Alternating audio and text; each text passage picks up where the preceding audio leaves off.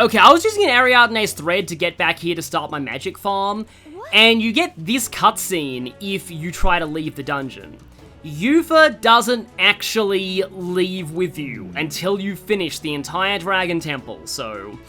Okay. It kind of makes sense for her character. But yeah, that is important to know. No, we will not. We're going to go back in there and we're going to farm some MP. And while I do this, I think I will actually do what I kind of promised to. And that is to equip mastered archetypes on everybody, so that we can farm some archetype items. And so, yeah, she'll ask if you want to go to the Magel Hollow, but no, I want to head straight into the entrance. And it is time for a sped up montage.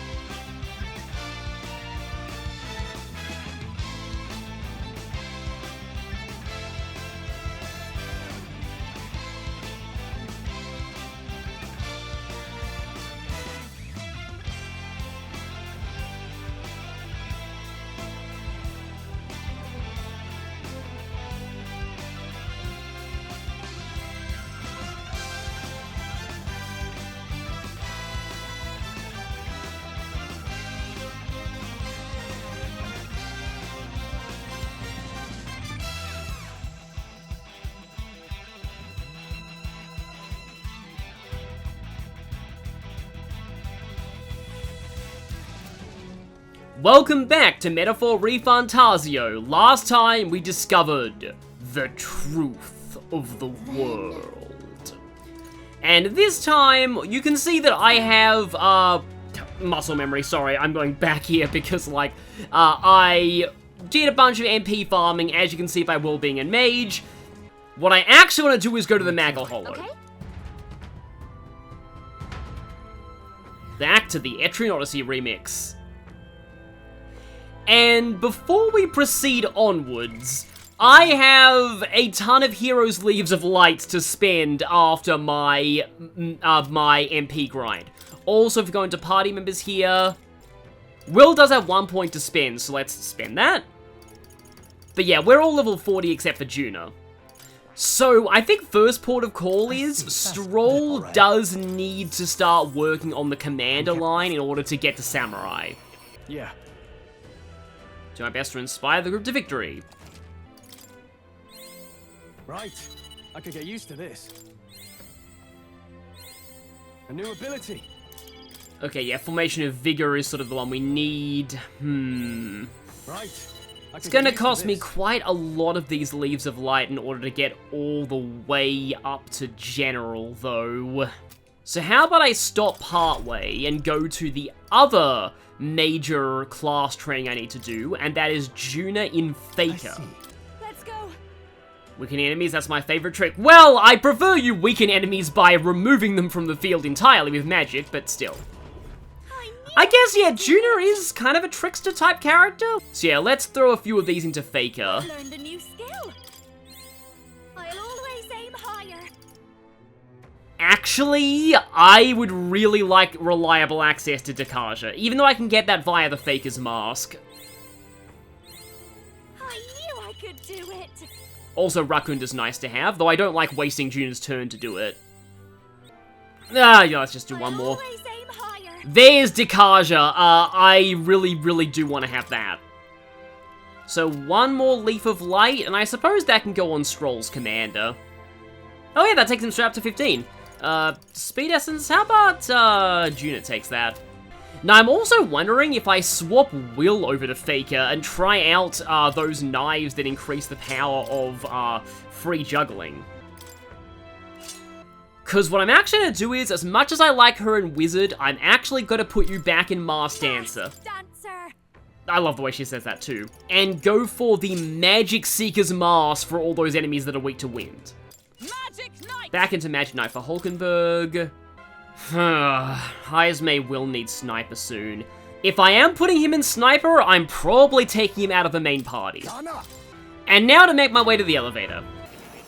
And before we move on, obviously I want to save so that if I die, all of that archetype management is still going to stick. I'm going to go to Academia because I am actually going to claim this DLC now. And not just because I think it's about time where this won't be that broken. Because, yeah, we get a couple of those, and we also get a bunch of extra money. And, yeah, Revival Medicine, Stale Black Bread, yeah. That would have been kind of broken earlier, but the thing that I actually wanted to claim there is the Hero's Clothes. One could swear it is Ukrainian, if not for its sense of belonging to a culture. I wonder what that means. We got this. Yep! We got Etrian Odyssey outfits up in this place!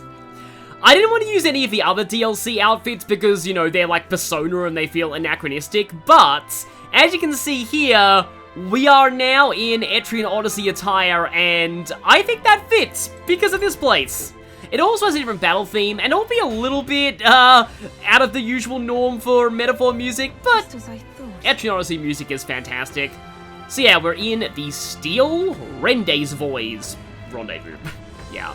So yeah, down here, we have the Exploding Octopus Pots. We also have a more dangerous variant of the flower. I'll give it my all. Staring and stop fighting. We're evenly matched. Guess we better stay on our toes. Osterflow is weak to light and fire, whereas the Benepentia is weak to ice, okay, which I don't have on Juna, unfortunately, but I do have fire for the Osterflows.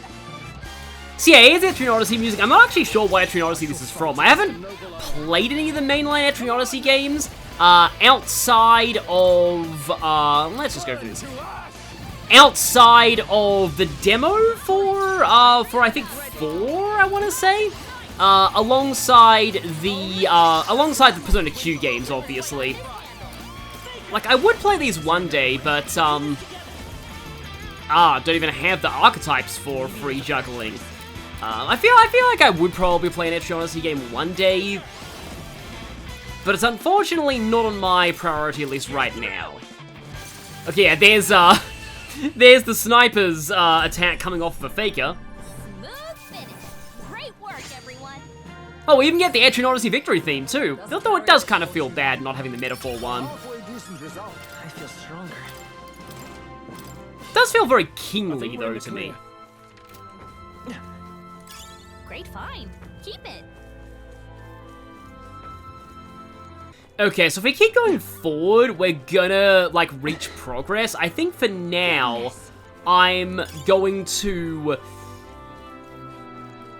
try and just show this because it's blocking the way. We can't get through. That's not half bad. So yeah, Juna implies there must be some way to get rid of these F.O.Es without having to fight them. And then you can fight them, but it's really not very lucrative. You barely get any experience or other rewards. Like, you can kill them at this point if you want, but I wouldn't advise it.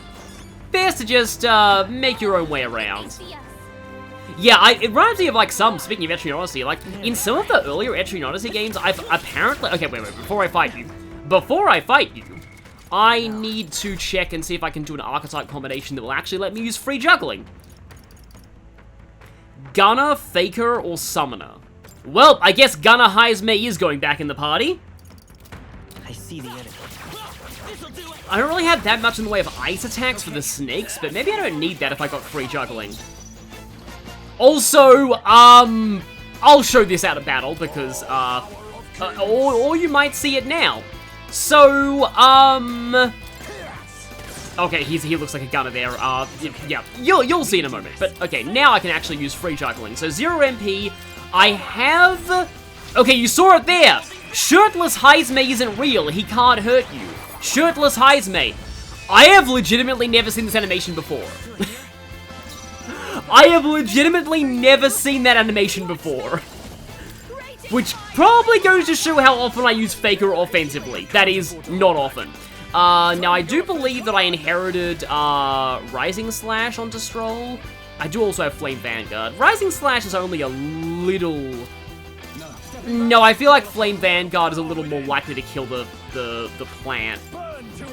So let's do that. No, it didn't kill anything. Okay. Well, that's unfortunate, because we're probably going to get paralyzed. No, we just got our evasion down. You're stunned, and you are using... Yes! There it is! Shirtless Heismay! Cursed Fang indeed! Yeah, I don't know what it is. It's just something about Heismay that I'm just like, excuse me, but why are you shirtless? Not to knock anyone who's into that. I mean, somebody was. Heismay has a son up. Wow, that's a very unhinged comment, but it's true. I mean, Heismays canonically reproduce. So Heismay must have, you know, gotten some action at some point. So yeah, I'm not knocking anybody who's into that at all. But yeah, shirtless Heismay. To me, it is quite cursed, but I'll show it again. Yeah, there it is. There's shirtless Heismay for you. What is this unhinged commentary? Okay, yeah, let's take out that hot octopus. Yeah, somebody in the comments also mentioned that, like, octopi, inhabiting pots is actually kind of a Japanese thing. I don't know what it was that started the trend, but it is a generally common Japanese trope that octopi like pots. But yeah, this is actually quite a strong attack for being totally free in terms of MP. That kind of rhymes. Do I have any, like, AoE attack items? They probably only just get one enemy. Oh, wait, no, I actually do. I have Stale Black. Oh, that's only one enemy. Okay, so in this case, I'm just going to Infernal Vortex. I shall rule the battlefield, closing the distance. Will you rule the battlefield by punching flowers in the face? There we go. I'm actually impressed. Implying Stroll isn't usually impressive. And there we go. Nice shot, shirtless Heismay. You really showed that thing. Yeah, he does look like he has a katana there because, yeah, he's using the Ronin archetype. He's using the Ronin archetype class. In this case, it actually is class. He's using the design of the Ronin class from one of the Etrian Odyssey games. Again, I'm not, like, super familiar with Etrian Odyssey, but we are now on the other side of that, hops. This is another time for a very weird tangent, but, it's a hopping Mogo. Mogo means literally nothing. It's a dumb word me and my sister came up with when we were younger. Technically it's short for moronic bogan, but like, anyway, it's a weird in-joke. But we would sometimes call enemies Mogos, and there's a certain type of enemy in Final Fantasy, I believe this thing runs really fast if it does see you, so that's why I'm being a bit cautious. Oh, it's weak to strike, so it's time for Will and Stroll to go punchy. Which means I'm gonna have to be prepared to dash right in its face and not... Oh, I saw that coming and I dodged, but it wasn't far enough. But yeah, there's a certain enemy in Final Fantasy 13 that like hops around that me and my sister used to call the hopping Mogos, and that is kind of what those ear F.O.Es remind me of. I do really wish that smoke balls existed in this game. Yeah, wow, your back dodge just doesn't get you enough distance to get out of the way of that. Oh! We'll hold our ground.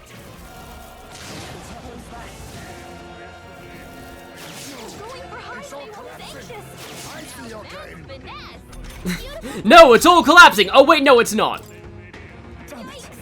I really wish this game had smoke balls. Yeah, we can't get the Bard and auto run away until we beat that level 60 boss of his. You know, maybe we just use a ranged field attack with Will and inherit a strike attack. Does move very quickly though. Come on, get that stun gauge down. There we go, okay. That's a better way to approach this. Especially when Heismay gets the hit there. So a very punchy Faker. Okay, how about Vitalgia on Stroll? so now he can actually show off his crushing power with the crushing fist there. I'll use what I must. Commendable bear. It is resistant to pierce, but it's better than nothing. There we go, finally, revenge, yeah. Yeah, the definition of insanity is doing the same thing over and over again and expecting different results. I shouldn't have been using up close and personal brawler there.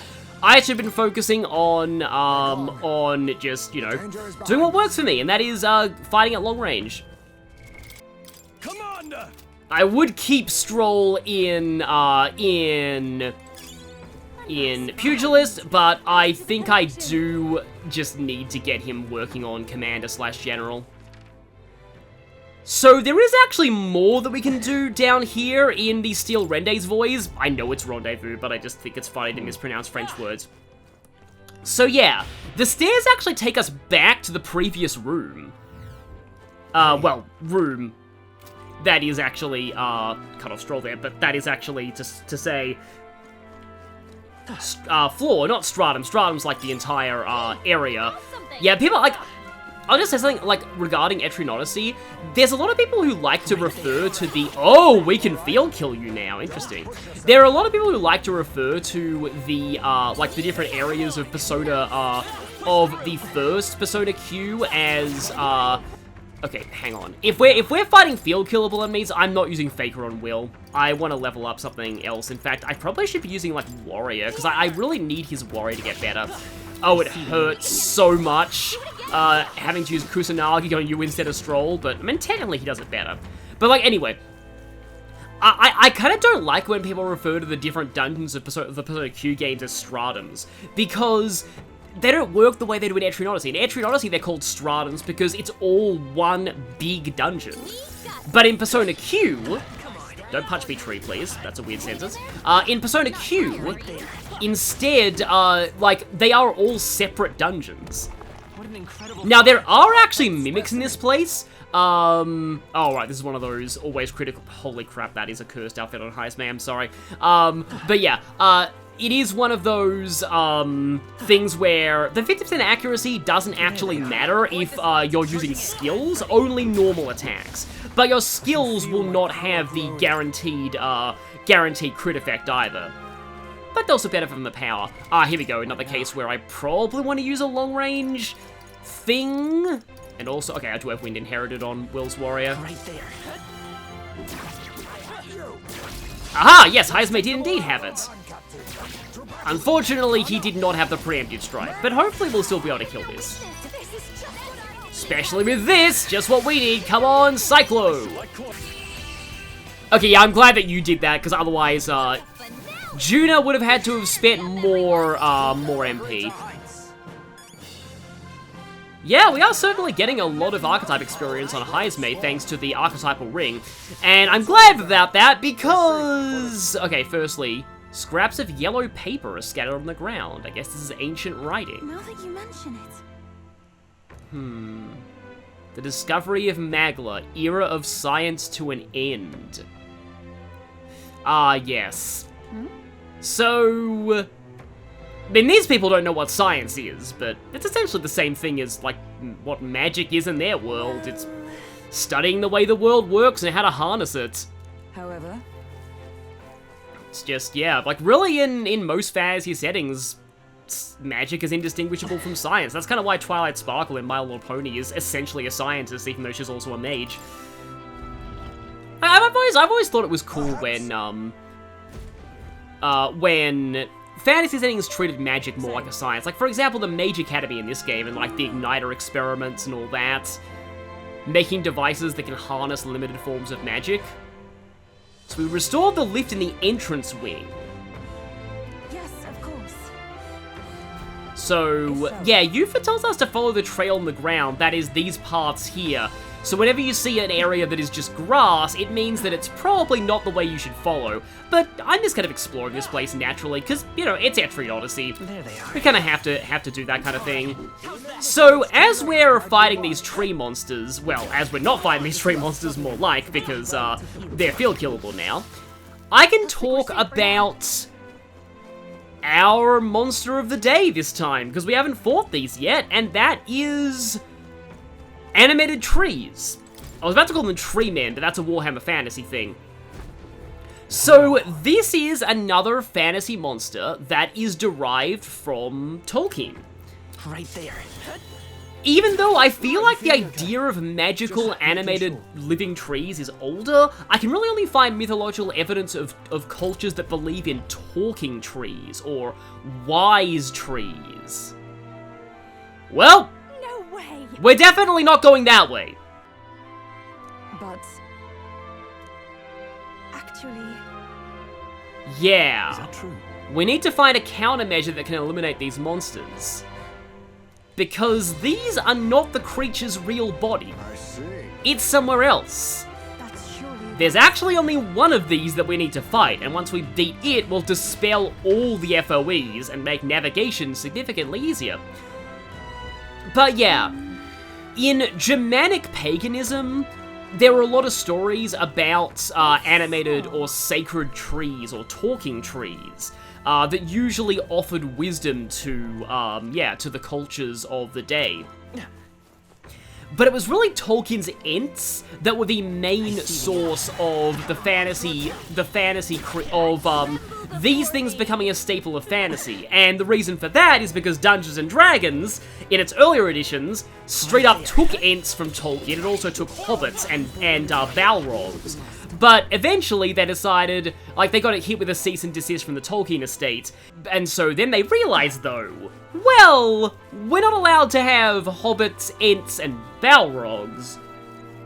But there's nothing against us having halflings, tree ants, and Daelors, right? Those are similar yet legally distinct. Just trying to figure out whether to use the lift or the stairs here, but I haven't actually gone down these stairs yet, so I may as well.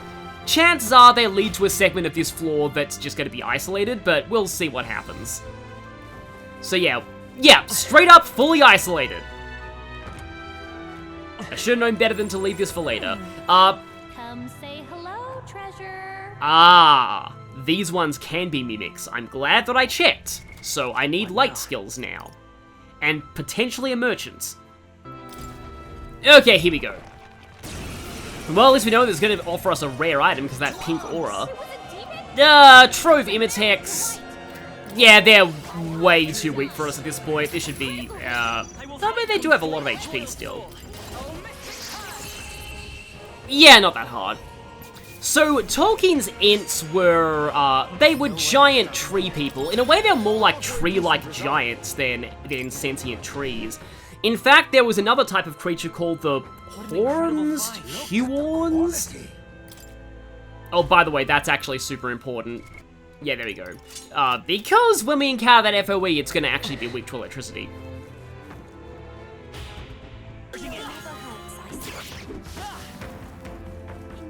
There they are. This power feels stronger still. So, if we had gone any further in that other section I was in of the Steel Rendezvous, we would have hit a wall that we could only open from the other side. So we actually do need to go down here next. Aha! I love the way that knight outfit looks on Hulkenberg. I mean, then again, you know from my avatar, I like knights in armor in general. Leave it to me. Though surprisingly, Hulkenberg isn't like my waifu with this game. Well, I mean, I said if I did have one, it was Katharina, but, like, I still don't think, like, I do want to talk more about why I theorize that Metaphor just didn't really make the splash that it could have, but I feel like that's a next video thing. This is bad. Yes, indeed, this is bad. So, yeah, we're actually inside in true Etrian Odyssey fashion. It's a puzzle!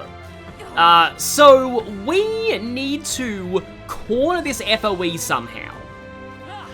And you might notice that there are switches on the walls.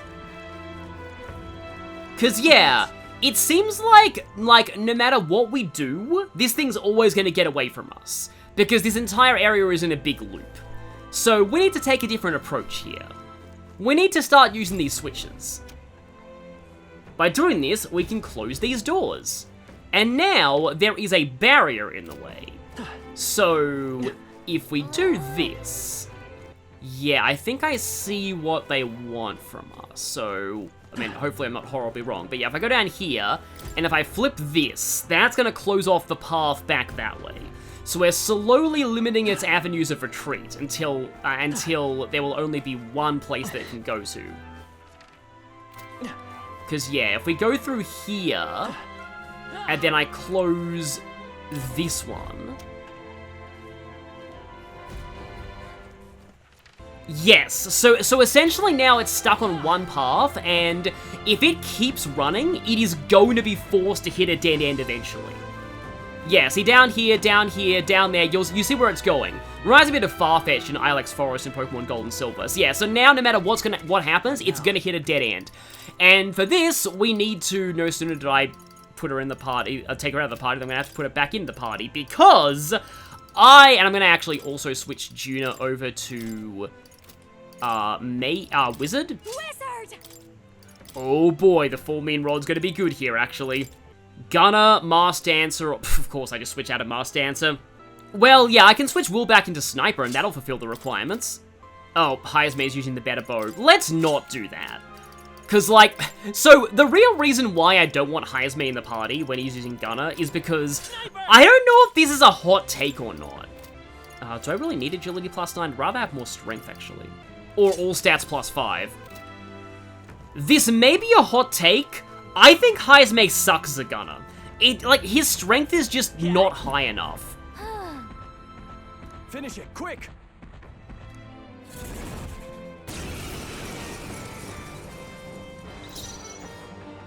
Yeesh, they're pretty tough. Better be careful. So this is Homo Flaemo. It actually is based on a Hieronymus Bosch drawing. It's like a giant ear that's been pierced with an arrow and also has like a giant cleaving knife and two people sitting on it. Yeah, Bosch was weird, but it is weak to electricity. It does have a decent chunk of health though. Yeah, it has a lot of health. However, the thing about this is that eventually it uses a triple attack and defense buff on itself. And I think I forgot to... This was the reason why I wanted Dekaja. The problem with that is I forgot to inherit Dekaja onto Juna, which is an utterly stupid thing to do, but, oh well. I know for next time. Probably should have jumped back, but okay, oh well. Okay, but you can jump back at least. You have the luxury of doing that. Okay, so Stroll now, let's, yeah, you jump back, and let's go Marakukaja as well. Thank you. Haven't actually heard this theme in a while. Okay, resisting, that's nice. Yeah, so it has a lot of the Swordmaster skills, however, Hulkenberg has AoE healing, which is nice. Of course, right now she's a little focused on using Magic Knight's hammer to blast this thing down. Speaking of, yeah, I probably should try and blast it down as much as possible. Because it's very soon going to do the thing. I shall rule Commander. Okay, fire's neutral on it, so I'll be able to go in and hit with the Fiery Strike. Which Stroll actually does do decent damage with. And this might actually finish you. Let's see. Okay, it did. My forgetting to bring Dekaja did not come back to bite me. And we get a filleting katana, or filleting katana. I don't really, we don't really say fillet. We say fish fillet in Australia most of the time. Fillet's a very, it feels like a very, you know, Americans like to use the French term for things because they hate the British that much, and the French were enemies of the British and helped them in the American Civil War. It's kind of why, it's why they say herb, not herb, I'm pretty sure. But yes, I am not American, so I don't use the French pronunciation of things. I expected nothing less. So, yeah. The fake, knifey, eerie things are gone. No. Meanwhile, shirtless Heisme. I'm going back. Yeah, so now we can proceed a little further in. Because, yeah, this area of the floor is, like, entirely closed off. So they do pretty much funnel you where you need to go, even though this place is so huge, but, like, it's a pretty cool dungeon overall. Alright. So, they've been cleared out. We can freely explore this room. I won't deny, though, this dungeon is incredibly intimidating on a first playthrough, and it's definitely rough if you don't know about the Mage MP farm trick. We found something. But I am glad they do give you access to, like, Juna's cooking, which a lot of those recipes restore MP for, like, right before this dungeon. Oh, right, we were talking about Ents, weren't we? So yeah, Ents are giants that resemble trees. They actually have children and then also females called Entwives, where Tolkien apparently has a lot of different opinions on where the Entwives went. They seem to have either gone somewhere or all been wiped out. And apparently Aragorn, once he becomes king, wants to help the Ents, like, you know, establish their own communities and forests and stuff, and apparently the Ents themselves are actually thinking that, they seem to think that maybe their time is kind of running out, and that the forest will continue on without them, which is, it's sad. Like, the Ents in a lot of ways represent Tolkien's environmentalism, and the kind of wish fulfillment of the trees literally going to war against the industry that's destroying the forest. And, like, even though they do successfully rise up and defeat Saruman, we've also fully explored this floor. Wow, that's amazing. In the end, that battle was called the Last March of the Ents. It's implying that they're pretty much done after that. I think cutting through this area is going to be better when it comes to getting back to the elevator I need to go down. But I have not been to the top part of the Steel Rendezvous yet. So where does this elevator lead?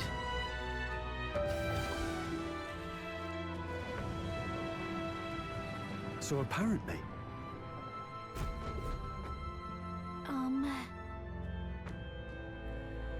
It seems like it was less one dragon and more multiple dragons.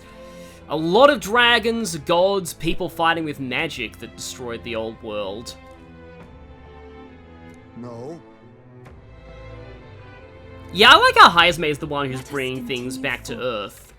And we are here in the moment of epiphany. Okay, this is way deeper than I thought. Yeah, this is pretty much the end. In fact, I'm actually pretty sure that you can basically just do this floor now and, like, end the dungeon. So, what I'm about to do next is pretty much entirely optional, I think. And so, for that reason, I'll be taking care of that next time, as I give my thoughts on Metaphor itself and why it maybe wasn't as successful as some of Atlus's other franchises with the mainstream. I'll see you all then.